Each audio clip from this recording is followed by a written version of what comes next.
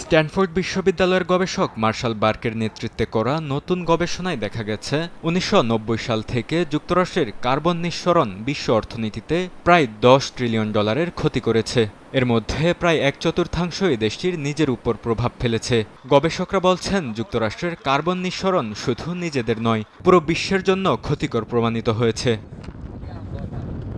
গবেষণায় দেখা গেছে, ধনী দেশগুলো থেকে নিঃসৃত কার্বন দরিদ্র দেশগুলোর উপর সবচেয়ে বেশি প্রভাব ফেলে। ভারতের ক্ষতি প্রায় $50,000 কোটি এবং ব্রাজিলের ক্ষতি $33,000 কোটি। এই ক্ষতি শুধু অর্থনৈতিক নয়, বরং জনস্বাস্থ্য ও শ্রমিকের কর্মদক্ষতার উপরও প্রভাব ফেলে।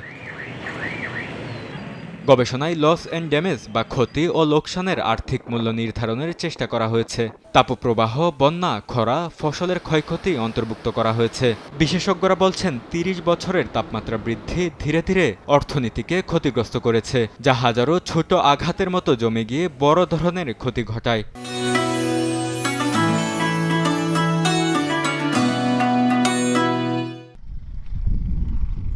যুক্তরাষ্ট্র দীর্ঘদিন জলবায়ু দূষণের দায় স্বীকারে অনীহা দেখিয়েছে। ট্রাম্প প্রশাসন লস অ্যান্ড ড্যামেজ তহবিল থেকে যুক্তরাষ্ট্রকে সরিয়ে দিয়েছে এবং বৈশ্বিক জলবায়ু চুক্তি থেকে বেরিয়ে তেল গ্যাস উত্তোলন বাড়ানোর নীতির পক্ষে অবস্থান নিয়েছেন। গবেষকরা বলছেন, এই গবেষণা এমন পরিস্থিতিতে গুরুত্ব তুলে ধরে যে ধনী দেশগুলোকে অবশ্যই বৈশ্বিক আলোচনায় অংশ নিতে হবে।